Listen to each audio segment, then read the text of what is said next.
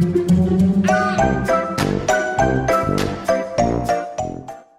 guys, Sandy here, and today I want to show you one of my favorite techniques to do with a stencil. So I have this mixed media stencil here from Brutus Monroe. It is called Street View. I'll have a link down below for you because this is a really, really cool stencil. You can see it better there on my mixed media mat. All right, let's see what I can do. So I take some of the Brutus Monroe embossing ink and I just use an anti-static powder tool to place it all over my sheet of cardstock. I place my stencil down on top of that cardstock and then I'm just smushing my embossing ink through the stencil. And I'm not worried really too much about like how much I'm getting through the stencil because I'm using this to create my background. I do make sure to go off the edge a little bit and just take little bits of my stencil and make sure that I have it just all around the page. I wipe down my media mat a little bit. The embossing ink is still stuck on there, but don't you worry. I will get that off of there. I go ahead and anti-static my media mat as well. And now I'm just taking some of that ultra fine embossing powder in Raven and I am putting it all over my layout where I have pushed through the embossing ink. So I am making a huge mess. Probably the mixed media mat wasn't the best decision to use as my thing. I probably should have used another sheet of paper, but that's okay. That is completely okay. So now I have my paper, and here's the fun part. Here's the magical part, you guys. This is one of my favorite things to do in the scrapbooking room is to emboss, and I just love watching the embossing powder turn into the meltiness. Like it just makes me so happy to see it. I don't know what it is. Do you guys enjoy embossing powder as much as I do?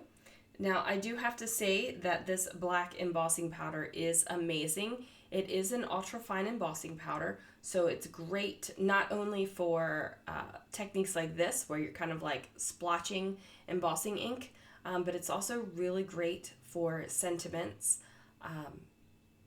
You know, normally I would emboss a black ink with a clear embossing powder to get a nice crisp sentiment, but really with the Brutus Monroe ultrafine embossing powder, you don't have to do that. Like you can emboss with your embossing ink and then go ahead and use your black embossing powder, and it's amazing. It is absolute amazing. So I am not really concerned about any kind of spray over or stray embossing powder that is on this layout because I am using it as the base of kind of a messy mixed media type background. If you were really concerned about your overspray and stuff like that, you would just take a paintbrush and kind of brush off that loose embossing powder. But like I said, I'm not worried because I'm making a mess. And making a mess is one of my favorite things to do. Now, I did pull out an older paper pad. It is the Watercolor Elements paper pad, and I think that this is just gorgeous. It has multiple colors on it. It's just beautiful.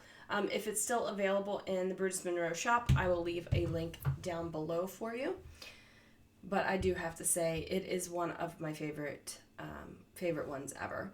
So I am trimming down my photos just a little bit because my photos are 6 inches and my papers are 6 inches. So I'm just trimming down about 1/4 of an inch off of the 6-inch side of the photo, and then voila, I got the perfect size. So I went ahead and pulled out an Aqua Pigment and also a surface spray. I have more of each one in this little palette here, and then just a little bit because I wanted to water it down so I could have a lighter version of this as well. So I am going to mist my paper with my water sprayer, And then I'm just kind of using that to dampen my brush. And I call this the splat, okay? I don't know if there's a real technique for it, and if my ceramic painting grandmother saw me treating a brush like this, she would smack my hands. But basically all I'm doing is taking the ink or the aqua pigment off of the palette and just slamming my brush down gently, not like hard, but gently slamming my brush down on the paper. And you can see it kind of gives you a splat look. I really like this look, but like I said, my grandmother would like slap my hands and probably upside my head too, but I just like the look of it. So if you like the look of it, go for it. I decided to mix my aqua pigment and my surface spray to give me a different shade of green. I just needed another depth of color in there, and then I'm just kind of splatting that around as well. Now, it's going to dry, and this is what we have. We definitely have this mixed media type background that was really easy to put together, you guys. Like, we did some embossing and we splatted a paintbrush. So, like, yeah, really easy. I do have some glitter stock, and I decided to just add a little bit to this page just to give it a little bit more sparkle. So my aqua pigment has a little bit of sparkle in it, and you can see it up close. So I just decided to play up on that sparkle and add a little bit of the glitter stock. I decided that I needed to bring in a second color. I was thinking about a more neutral metallic, but I just decided to go with the second shade of blue here. And I'm just putting it on my photo so that it peeks out on one photo at the top left and on one photo on the bottom right. And what that's going to do is kind of frame in my photos, even though it's not a complete frame. What it does is it frames in my photos amidst all the mixed media madness going on in the background. Now, usually when I do a background like this, I want it to show. Like, I don't want to cover it up a whole bunch. So I'm not going to do that. I do add some words and just very minimal embellishing.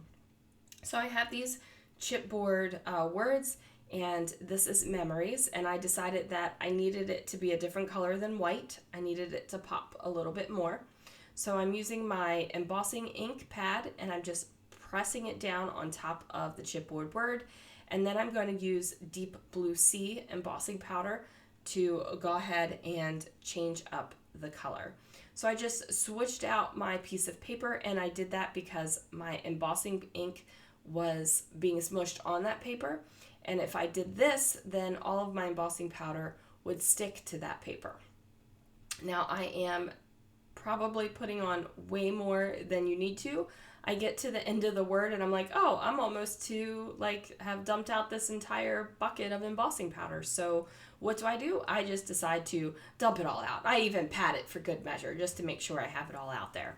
So I grab a pair of tweezers just to pull up my word, and I tap it off gently. I'm going to put it on another sheet of paper and then just slide all of that embossing powder back into my little bucket. Now, as you can see, I have embossing powder on my mat, and my biggest tip is to get yourself a Swiffer, because the Swiffer will Swiffer that stuff right on up and you don't even have to worry about it. So it's been a little while since I was playing with my heat gun, so it's cooled off a little bit. So I'm just warming it up, and then I am just going to emboss this as well.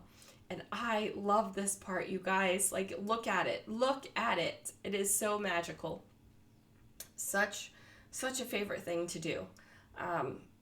It's just great. And then this is just a scrap piece of paper. It's just a cheap piece of cardstock. So don't worry that I am not ruining.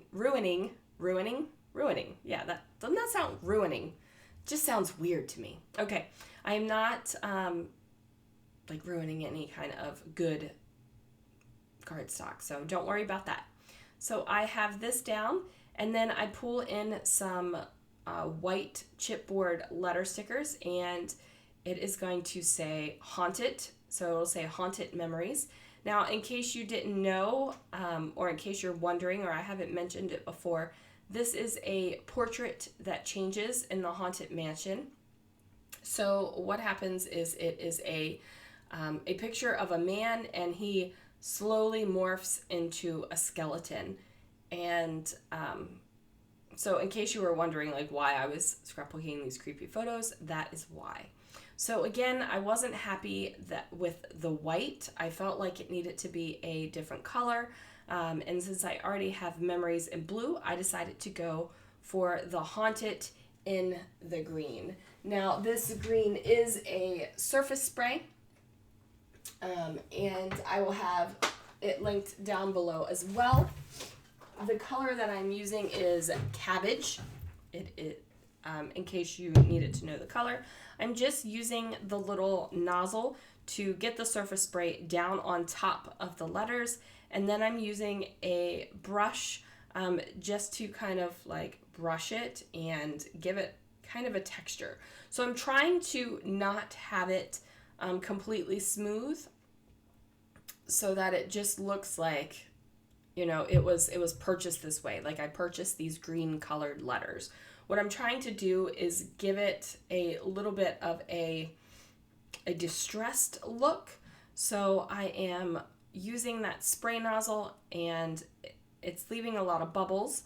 So now I'm just trying to pull the surface ink across my letter to just give it kind of like almost a streaky look. You'll be able to see it in the close-ups, what I'm kind of talking about, but I didn't want it to be a solid color. And now that that is done, I'm just going to adhere that to my page, and I'm just making sure to nestle it between the photo and the word memories. Oh, I did help it. I pulled out the heat gun again, just wanted to help it along with the drying. So that is nestled down and all stuck. And I'm just thinking, okay, you got a lot going on in the background, but you still need a little bit. This is going into a Disney album, so I needed to bring in some sort of Disney. This album is not going to be completely themed, where I'm using like one collection or one product, but even my pages that don't have Disney themed products on them, I put on something as a nod to Disney. So I punch out some Mickey heads, and I tuck that in between the E and the S, and then I decide to punch out a couple tiny little stars, and then another Mickey head. So where I have the darker glitter stock, I've put the lighter punch outs, and where I have the lighter glitter stock, I've put the darker punch outs. And that's just to give it a little bit of interest so that the glitter doesn't kind of fade into each other, and you can see that there are two distinct glitter colors.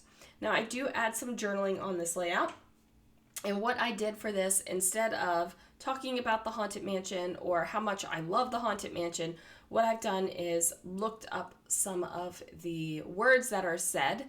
You know, when you're on rides, you have the words that the narrator says, and what I did was just looked that up on my phone right there and copied it down. I'm just using a black pen, and the journaling kind of fades into the background, which is totally cool for me because I don't really need that to be the focus. I just want the focus to be these two cool changing photos and like a super cool page to put it on. So you guys, there you can see the texture I was talking about on the word haunted. Thanks so much for watching. I will see you again real soon for another video.